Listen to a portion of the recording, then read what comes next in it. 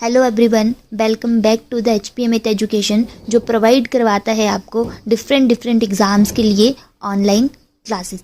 Currently हमारे institute में JBT और TGT कमीशन के बैचेस चले हैं। साथ ही साथ में हम बहुत जल्द टैट के लिए भी ऑनलाइन क्लासेस शुरू करने वाले हैं। तो आपने किसी भी बैच में अगर एडमिशन लेना है तो दिए गए नंबर पर कॉन्टैक्ट करें।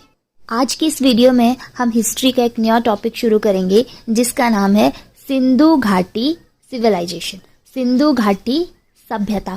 बहुत से जनरल क्वेश्चन भी इससे पूछे जाते हैं, जनरल हिस्ट्री में क्वेश्चन पूछे जाते हैं और फिर अलग अलग एग्जाम्स के लिए भी इसमें से क्वेश्चन आते हैं। तो सिंधु घाटी सभ्यता से जो जनरल हिस्ट्री के क्वेश्चन बनते हैं वो इसके स्थलों के बारे में बनते हैं, स्थान कहाँ कहाँ से मिले हैं सिंधु घाटी सभ्यता के और वर्तमान समय में कहाँ पर हैं, किसने इनको खोजा था और मेन सबसे इम्पोर्टेंट कौन सा स्थान कौन सी रिवर के किनारे स्थित है, कौन सी नदी के किनारे स्थित है। तो इसके जो बहुत से स्थल इसके मिल चुके हैं सिंधु घाटी सभ्यता के, लेकिन जो बहुत इंपॉर्टेंट 6-7 स्थल हैं उनके बारे में हम आज पढ़ेंगे।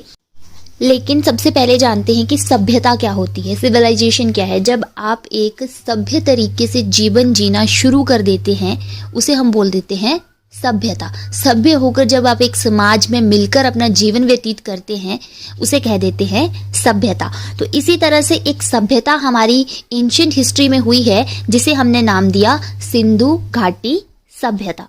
इसे और भी 2-3 नामों से जाना जाता है, जैसे कि सप्त सिंधु सभ्यता। सप्त सिंधु सभ्यता इसलिए कह दिया जाता है क्योंकि इसके जो स्थल हैं वो सिंधु नदी के अलावा भी और 7 नदियां हुई हैं जहां पर इसके काफी ज्यादा स्थल जो हैं वो हमें मिले हैं। तो सिर्फ सिंधु ही नहीं, सिंधु के अलावा भी बहुत सी नदियां हैं, मेनली 7 नदियां और हैं जिनके किनारे हमें सिंधु घाटी सभ्यता के स्थल मिले हैं। तो इसे सिंधु घाटी सभ्यता ना बोल करके इसे एक और नाम से जाना जाता है, सप्त सिंधु सभ्यता। फिर उसके बाद हड़प्पा सभ्यता इसे जाना जाता है। हड़प्पा सभ्यता इसको बोलने के पीछे एक रीजन है क्योंकि सबसे पहला जो इस सभ्यता का स्थल मिला था वो हमें मिला था हड़प्पा। सबसे पहले जो स्थल खोजा गया वो था आपका हड़प्पा। कांस्य युगीन सभ्यता कहा जाता है क्योंकि इस समय काल में कांस्य धातु का भी यूज हुआ था, इसलिए इसे कांस्य युगीन सभ्यता कहा जाता था। जैसे हमने लास्ट वीडियो में देखा था कि तांबा मिलने से हमने क्या किया, ताम्र युगीन सभ्यता उसे कहा। इसी तरह से सप्त सिंधु सभ्यता में हमें कांस्य का यूज होता हुआ दिखाई देता है, जिसकी वजह से हम इसे कांस्य युगीन सभ्यता भी कहते हैं। साथ ही साथ में इसे प्रथम नगरीय सभ्यता भी कहा जाता है। अभी तक अगर आपने प्रीवियस वीडियोस चेक नहीं की हैं तो वहां पे जाके देखो, हमने कहीं पे भी नगरीय सभ्यता तो नहीं पढ़ी, हमने ग्रामीण सभ्यता पढ़ी और ये पहली सभ्यता थी जो नगरीय कहलाई, क्योंकि यहाँ पर जितने भी हमें शहर मिले हैं वो सारे नगरों के ही आधार पर थे, या फिर शहर ही हमें मैक्सिमम मिले हैं। लोग शहरों में रहते थे, ज्यादातर काम उनका शहरों में होता था, इसलिए इसे प्रथम नगरीय सभ्यता भी कहा जाता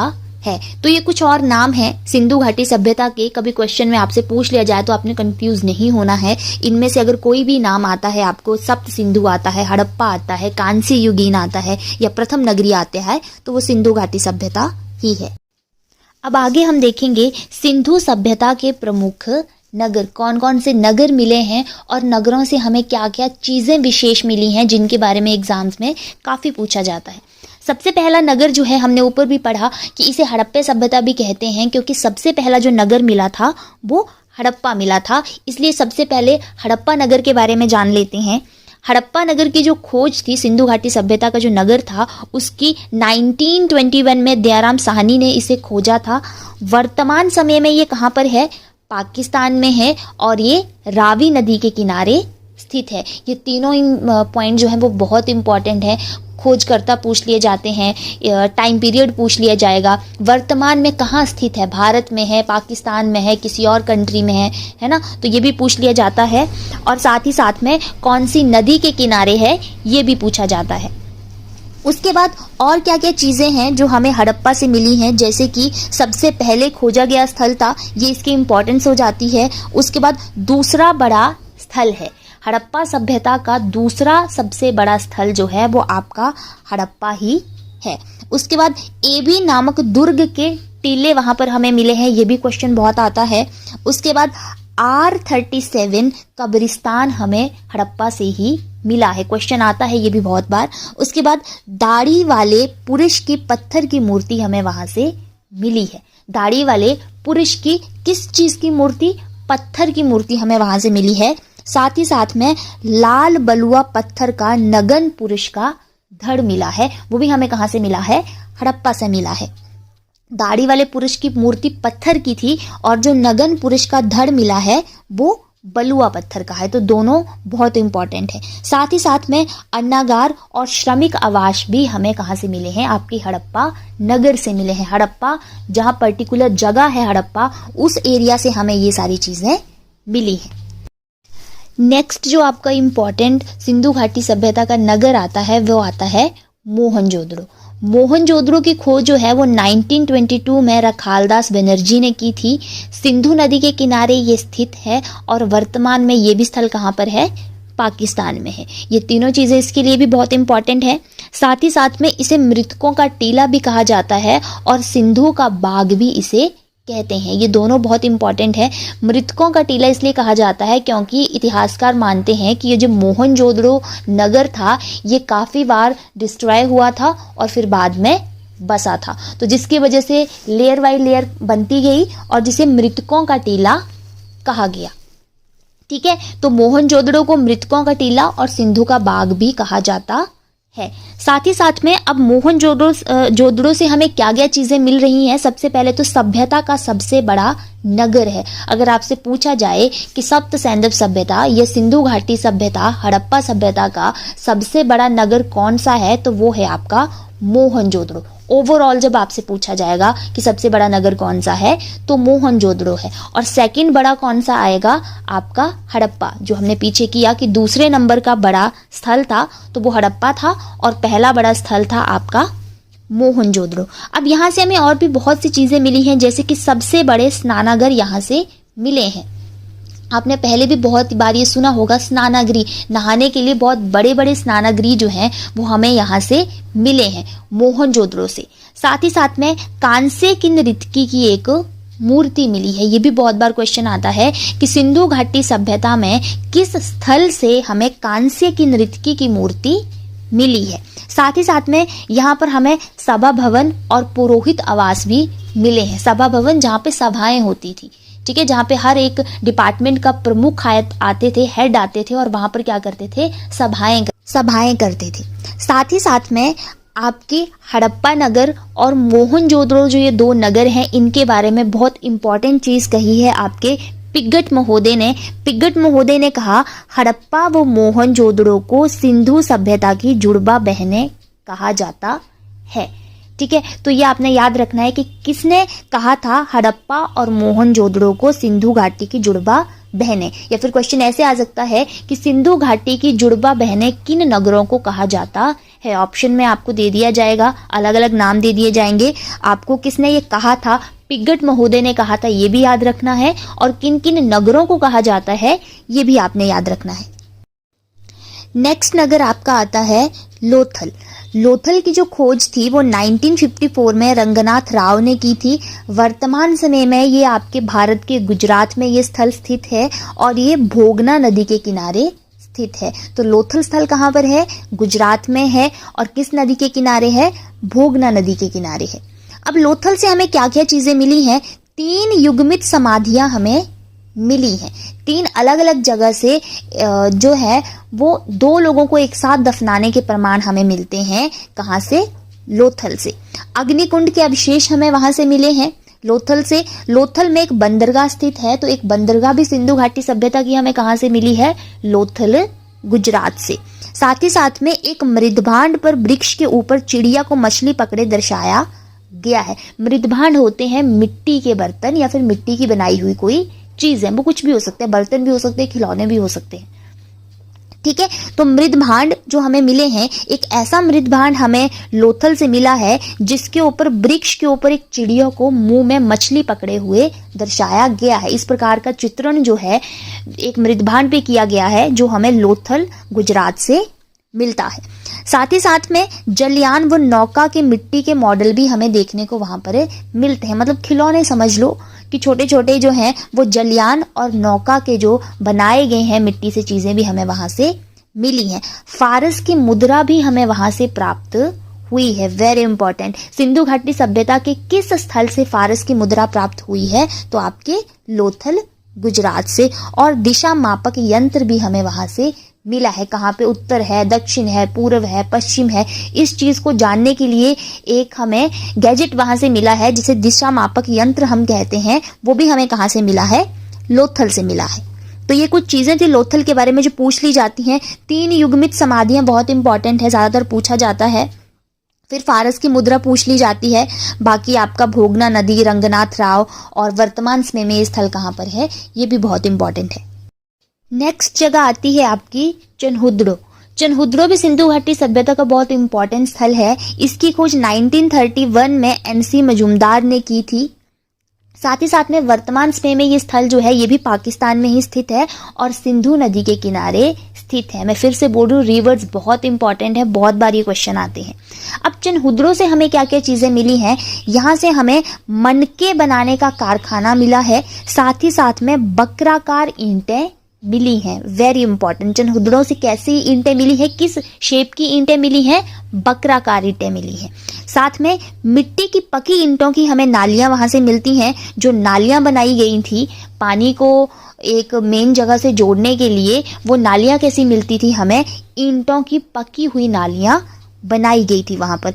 एकमात्र नगर जो दुर्गीकृत नहीं था। दुर्गीकृत मतलब ये ऐसा नगर था जिसके चारों तरफ जो थे वो आप बोल सकते हो सेफ्टी वॉल नहीं बनाई गई थी। ठीक है, जैसे हम घर को सुरक्षित करने के लिए क्या करते हैं? बाउंड्री वॉल बनाते हैं चारों तरफ। तो ये एकमात्र ऐसा नगर था जिसके चारों तरफ हमें जो है वो एक सेफ्टी वॉल नहीं देखने को मिलती है। बाकी जितने भी नगर हैं सिंधु घाटी सभ्यता के हमें दुर्गीकृत मिलते हैं। साथ ही साथ में 3 घड़ियाल व 2 मछलियों के चित्र हमें वहां से मिलते हैं। घड़ियाल होते हैं मगरमच्छ, तो उनके चित्र हमें वहां से मिलते हैं। और 4 पहियों वाली गाड़ी भी हमें कहां से मिली है? चनहुद्रो से मिली है। तो इनमें से इंपॉर्टेंट है जैसे कि आपके मन के बनाने वाला कारखाना इंपॉर्टेंट है, बकराकार ईंटें इंपॉर्टेंट है, नालियां दुर्गीकृत इंपॉर्टेंट हैं। तो ये सारी चीजें बहुत इंपॉर्टेंट है। सीधा पूछ ली जाती है कि किस नगर से ये वाली चीजें मिली है। आगे आते हैं आपका कालीबंगा नगर। कालीबंगा नगर की खोज 1951 में अमलंद घोष ने की थी। वर्तमान समय में ये राजस्थान में स्थित है और ये घग्गर नदी के किनारे स्थित है। घग्गर नदी का प्राचीन नाम जो था वो सरस्वती था। ठीक है, तो ये इसके लिए कुछ इंपॉर्टेंट चीजें हैं। अब कालीबंगा किस चीज के लिए फेमस था? क्या ऐसी सिंधु घाटी की चीजें कालीबंगा से हमें मिलती हैं? तो सबसे पहले तो आता है कालीबंगा मतलब काले रंग की चूड़ियों के लिए बहुत ज्यादा ये फेमस था। वहां पर काले रंग की चूड़ियां बहुत ज्यादा बनाई जाती थी। जुते हुए खेत के साक्ष्य भी हमें मिलते हैं। कुछ ऐसे साक्ष्य भी हमें मिले हैं जिन्हें क्या किया गया है, जहां पर खेतीबाड़ी की गई है, खेतों को जोता गया है, उसके साक्ष्य भी हमें मिलते हैं। अग्नि वेदिकाएं भी हमें वहां से मिलती हैं। 2 फसलें एक साथ बोने के साक्ष्य भी हमें कहां से मिलते हैं? कालीबंगा से। जैसे किसी एक टाइम पीरियड में 2 फसलों को एक ही साथ एक ही जगह पर बोया गया है, ऐसे भी हमें अवशेष कहां से मिलते हैं? कालीबंगा आपके राजस्थान से। साथ ही साथ में यहाँ पर हमें अंडाकार कब्रें मिली हैं। जो कब्रें होती थी उनका किस तरह से शेप होती थी? अंडाकार शेप की कुछ कब्रें हमें वहां से मिली हैं। तांबे की वृषभ मूर्ति भी हमें कालीबंगा से ही मिली है, वेरी इंपॉर्टेंट। तांबा धातु की वृषभ की मूर्ति हमें भी कालीबंगा से मिली है। अलंकृत ईंट भूकंप के साक्ष्य हमें वहां से मिले हैं। ईंटें क्या, नॉर्मली ईंट कैसी होती है? नॉर्मल होगी, साफ होगी, लेकिन यहाँ पर अलंकृत, ठीक है, उसे फूल पत्ते उस पे क्या है ड्रॉ किए गए हैं, वहां पर आकृतियां बनाई गई हैं फूल पत्तों की। वैसी अलंकृत ईंट हमें कहाँ से मिली है? कालीबंगा से मिली है। और भूकंप के साक्ष्य भी हमें वहां से मिले हैं। लकड़ी की नालियां भी हमें, वेरी इंपॉर्टेंट, उस टाइम का आप काम करने का तरीका देखो। लकड़ी की नालियां उन्होंने बनाई थी, तो हमें कालीबंगा से लकड़ी की, पानी की जो नालियां होती हैं वो लकड़ी की बनाई गई मिली थी। कहाँ से? कालीबंगा से। तो कालीबंगा भी बहुत इंपॉर्टेंट है, बहुत सी चीजें कालीबंगा से हमें मिलती हैं, ये आपने सारी याद रखनी है। आगे दूसरा नगर आता है बनावली नगर। बनावली नगर की जो खोज थी वो 1974 में आर.एस. विष्ट ने की थी। वर्तमान समय में बनावली कहाँ पर है? हरियाणा में है और सरस्वती नदी के किनारे है। यहाँ से हमें मिट्टी का बना हल और पहिया मिला है। मिट्टी से बनाया गया हल और पहिया यहाँ से मिला है। साथ ही साथ में अग्नि वेदिकाएं भी हमें यहाँ से मिली हैं। उसके बाद आता है धौलावीरा। धौलावीरा भी बहुत इंपॉर्टेंट नगर है सिंधु घाटी सभ्यता का। इसकी खोज 1967 और 8 में जेपी जोशी ने की थी और ये वर्तमान गुजरात में स्थित है। ये इसलिए बहुत इंपॉर्टेंट है क्योंकि यहाँ से एकमात्र क्रीड़ागार मतलब कि हमें स्टेडियम सिंधु घाटी सभ्यता का मिला है। बाकी कहीं से हमें स्टेडियम नहीं मिला है, सिर्फ धौलावीरा से मिला है। नेवले के पत्थर की मूर्ति, पत्थर से नेवले की मूर्ति बनाई गई थी, वो मिला है। और एक 9 वर्ण वाला लेख भी हमें वहां से मिला है। ठीक है, 9 अक्षरों वाला जो है एक लेख हमें वहां से मिला है। कहाँ से? धौलावीरा से। नेक्स्ट हमारा नगर आता है राखीगढ़ी। इसकी खोज 1997 से 1999 के बीच में अमरेंद्र नाथ ने की थी और वर्तमान समय में ये नगर भी हरियाणा में स्थित है। इस नगर की यही खासियत है कि भारत में सिंधु घाटी सभ्यता का सबसे बड़ा स्थल है। अगर आपसे पूछा जाए नॉर्मल कि सिंधु घाटी सभ्यता का सबसे बड़ा स्थल कौन सा है तो आएगा आपका मोहनजोदड़ो। लेकिन अगर पूछा जाए कि भारत में सिंधु घाटी सभ्यता का सबसे बड़ा स्थल कौन सा है तो आएगा राखीगढ़ी, क्योंकि आपका जो मोहनजोदड़ो है वो वर्तमान समय में पाकिस्तान में स्थित है। इसलिए राखीगढ़ी भारत का सबसे बड़ा सिंधु घाटी का स्थल आएगा। उसके बाद कुछ इंपॉर्टेंट नगर हैं जिनमें कुछ हमें चीज़ें मिली हैं, जैसे कि सुरकोटदा नगर है, वहाँ से हमें घोड़े के अवशेष मिले हैं। मांडा जो है वो जम्मू कश्मीर में चिनाब नदी के किनारे स्थित है। मांडा एक नगर है, सिंधु घाटी सभ्यता से ही संबंधित नगर है। वो कहाँ पर है? जम्मू कश्मीर में है। और ये किस नदी के किनारे स्थित है? चिनाब नदी के किनारे स्थित है। ये जो 2-3 क्वेश्चन है ना, ये किसी एग्जाम में आए हैं, इसलिए मैंने आपको अलग से लिखे हैं यहाँ पे। फिर उसके बाद आता है रोपड़ जो जगह है, रोपड़ भी एक सिंधु घाटी सभ्यता से संबंधित एक नगर है। वो हमें मिलता है पंजाब में सतलुज नदी के किनारे। तो ये कुछ इंपॉर्टेंट नगर थे सिंधु घाटी सभ्यता के और कुछ इंपॉर्टेंट चीज़ें थी जो हमें हर अलग अलग नगर से अलग अलग चीज़ें मिली हैं जिनके बारे में हमने आज जाना। तो आज की वीडियो में बस इतना ही। अगर आपको वीडियो अच्छा लगा हो तो वीडियो को लाइक करें, वीडियो को शेयर करें और चैनल को सब्सक्राइब करें। और किसी कोर्स को ज्वाइन करने के लिए दिए गए HP अमित एजुकेशन के कॉन्टैक्ट नंबर पर कॉन्टैक्ट करें। Thank you.